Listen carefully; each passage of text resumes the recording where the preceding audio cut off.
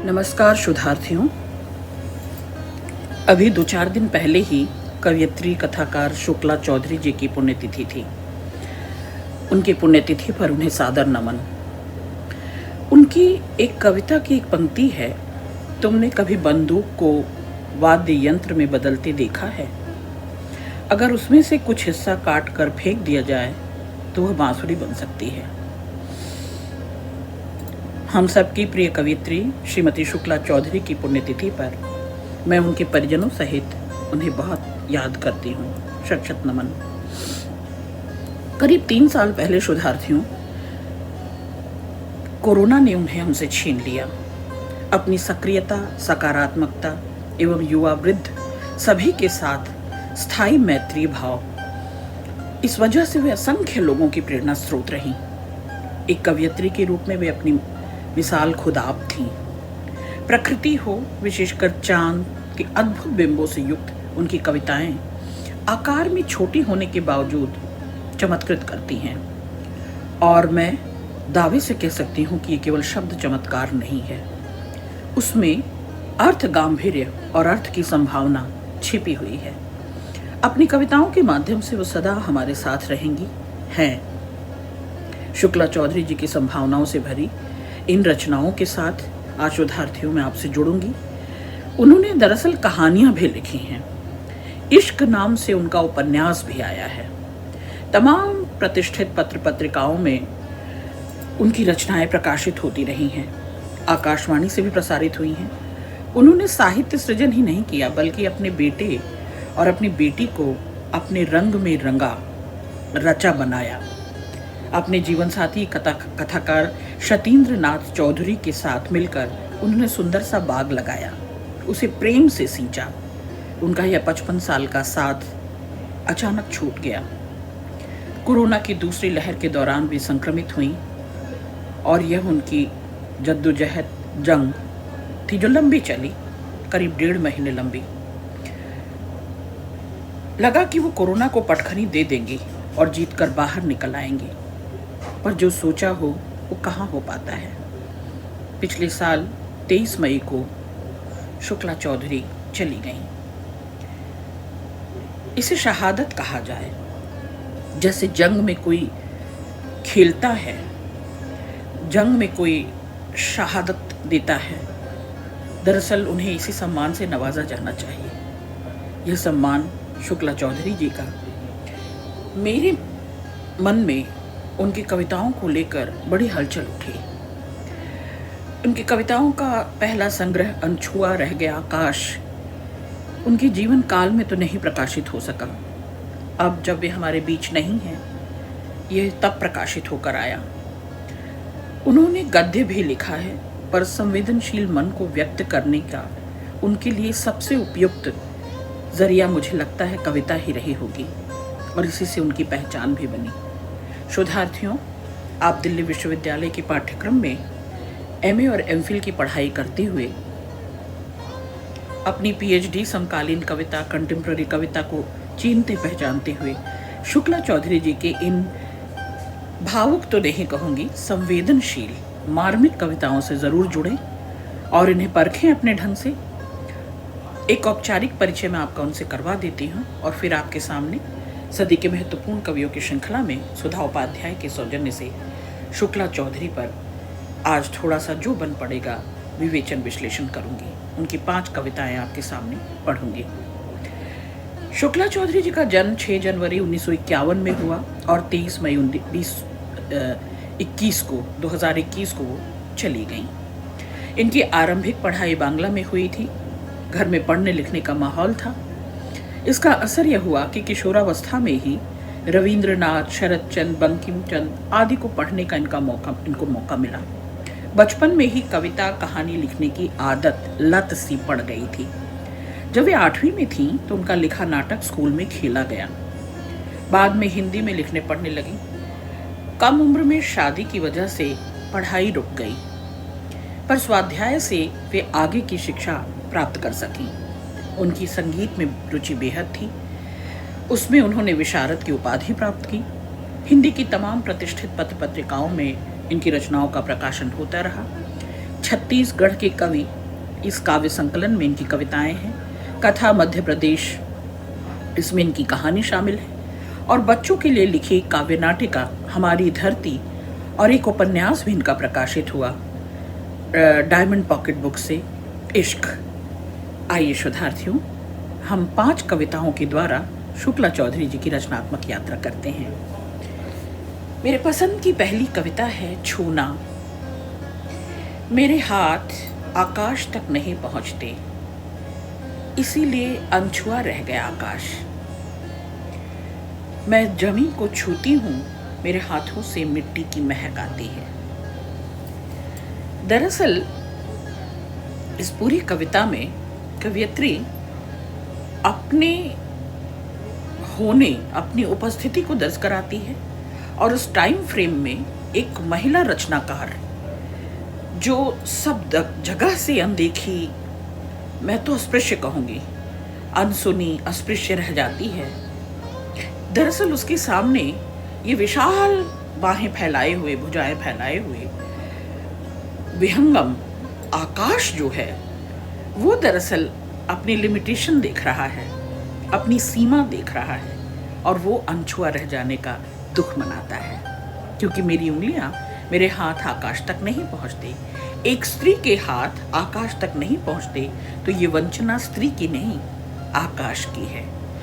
इस कविता के कई मायने हो सकते हैं शोधार्थियों, कि जिसने भी स्त्री की संभावनाओं को, उसके ममत्व को, उसके सौहार्द को, उसके सहयोग को, उसकी संभावनाओं को नकारा है, वे सब वंचित रह गए हैं। जैसे कि ये बड़ा फैला हुआ, पसरा हुआ आकाश, वो वंचित रह गया, वो अनछुआ रह गया।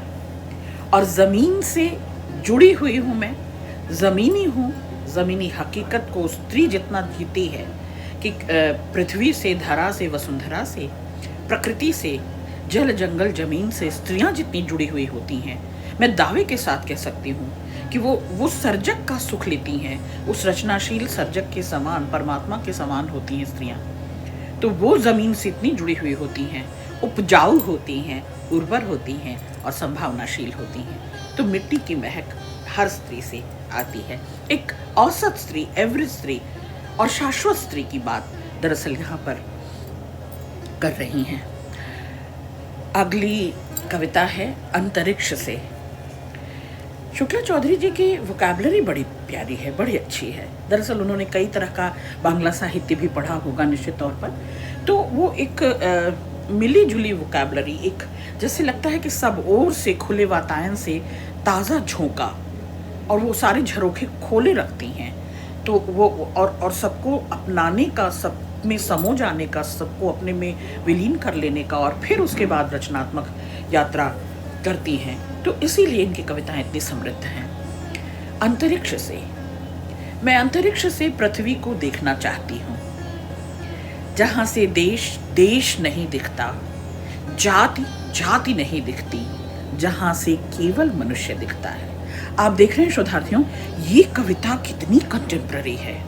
आज जब हम समूह में, समुदाय में, संप्रदाय में, धर्म में, जाति में, लिंग में, तमाम तरह के भेदभाव में फंसे हुए हैं, तमाम तरह की वर्जनाओं से ग्रस्त हैं, तमाम तरह के विवादों से, तमाम तरह के क्या कह सकते हैं, एक दूसरे से जो हमारा भेद है, जो ऊंच नीच है, जो ओबड़ खाबड़ है, ये इसी वजह से है कि हम निरे मनुष्य को मनुष्य की तरह नहीं देख पा रहे। हम परमात्मा प्रदत्त जो अपनी संभावनाओं से भरपूर मनुष्य है, जिसके लिए पूरी प्रकृति सृष्टि रची गई, उस मनुष्य को नकार रहे हैं, उस मानव को, उस मानुषी को और उस मानवता को नकार रहे हैं। और ये कविता बहुत दूर तक आपके साथ निभाती है कि एक तो स्त्री का अंतरिक्ष में पहुंच जाना, नामुमकिन को मुमकिन कर दिखाना, और अंतरिक्ष से, जैसे आपको ध्यान आ गया होगा अचानक राकेश शर्मा और इंदिरा गांधी की बातचीत ऊपर अंतरिक्ष से जो हो रही है कि हमारा देश कैसा दिखाई देता है, तो स्त्री किसी राजनीति की प्रोपेगेंडा में शामिल नहीं है। स्त्री किसी दल के बदल में कोई नहीं रखती। स्त्री अपने में समूची मानवता और समूची सृष्टि को समोए हुए है। और जब वह अंतरिक्ष पर पहुंचती है तो उसे विभाजित लोग दिखाई नहीं देते, कोई भेदभाव दिखाई नहीं देता, हिंदू मुसलमान दिखाई नहीं देता, हम दिखाई देते हैं, मनुष्य दिखाई देता है। तो ये बेहतरीन कविता है कि जहाँ देश नहीं, जात प्रजात नहीं, जहाँ भेदभाव नहीं, धर्म कांड नहीं, केवल मनुष्य अपने मानव रूप में, अपनी संभावनाओं, अपनी क्षमताओं में दिखाई देता है। बेहतरीन कविता। अगली कविता है ईरानी लड़की। ये कविता मुझे विशेष प्रिय है।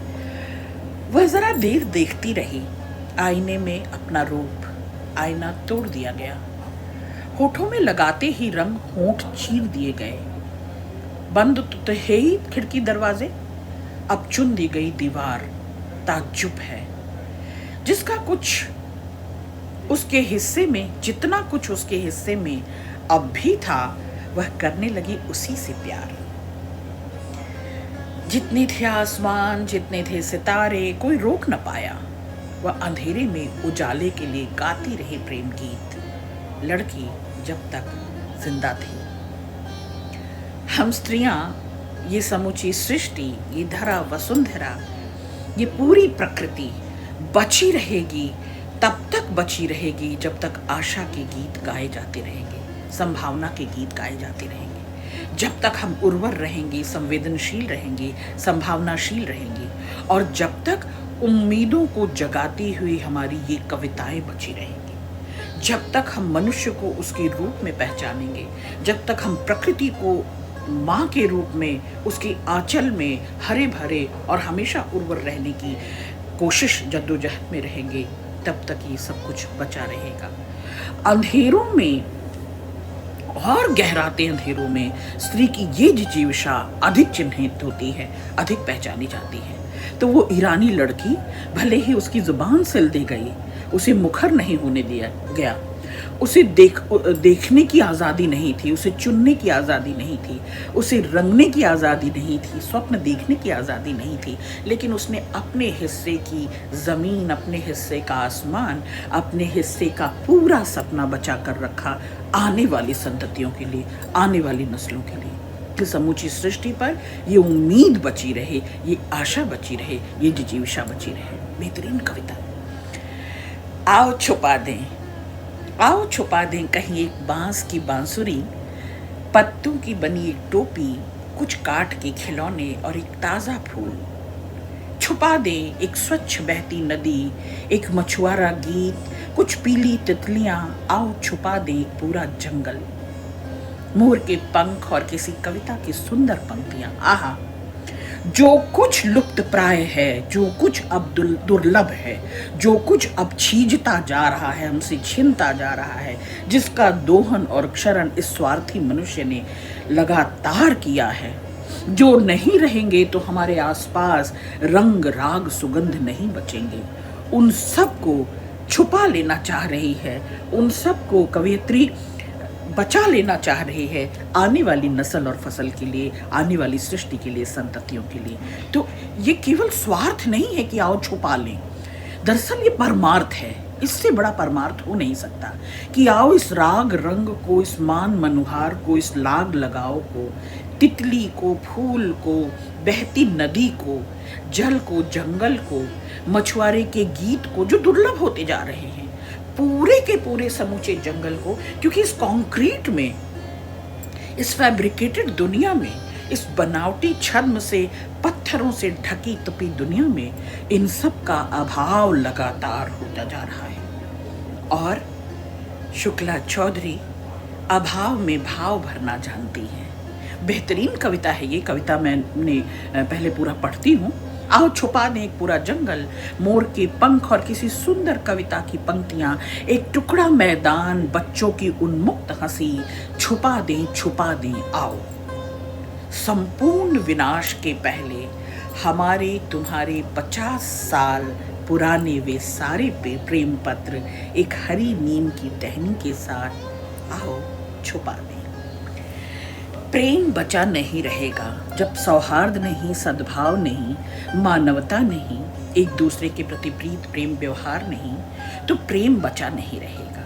हम एक दूसरे से जो सद्भाव करते हैं, जो एक दूसरे से संलाप करते हैं, संवाद ही नहीं बचेगा। इन तमाम फैब्रिकेटेड कंक्रीट विवादों से भरी हुई दुनिया में संवाद भी बचा नहीं रहेगा। तो शुक्ला चौधरी की ये कोशिश गजब की कोशिश है। शोधार्थियों, आप देखें कि वो कहती हैं कि इन सब को बचा लेना होगा, समूची पृथ्वी को, सृष्टि को, धरा को, वसुंधरा को, प्रेम को, मानवता को, स्त्रियों को, सुगंध को, राग को, रंग को, तितली को, फूल को, और तमाम जो हमारे आसपास उस रचयिता की दुनिया है जो सबसे सुंदर है, जिसमें कुछ भी छल नहीं, बनावटीपन नहीं, कोई कृत्रिमता नहीं, तो उस सारी नैसर्गिक सौंदर्य को कवयित्री बचा लेना चाह रही हैं आने वाली संततियों के लिए, कि सृष्टि सुंदर बची रहे, मानवता बची रहे, मनुष्यता बची रहे। बेहतरीन कविता थी। और पढ़ते जाऊं, ये कविताएं मुझे भीतर तक छूती हैं। इतनी बेहतरीन कविताएं मुझे मिली कि मैं अपने को रोक नहीं पाई कि आज तो इतवार मैं इनके साथ बैठूंगी। अगली कविता है माँ। ये कविता मैंने सोशल मीडिया पर पढ़ी और अपने लिए चुरा ली। माँ, जब घर से अचानक गायब हो जाती थी माँ, पहले हम चावल के कनस्तर में झांकते, फिर दाल मसाले के डिब्बों से पूछते।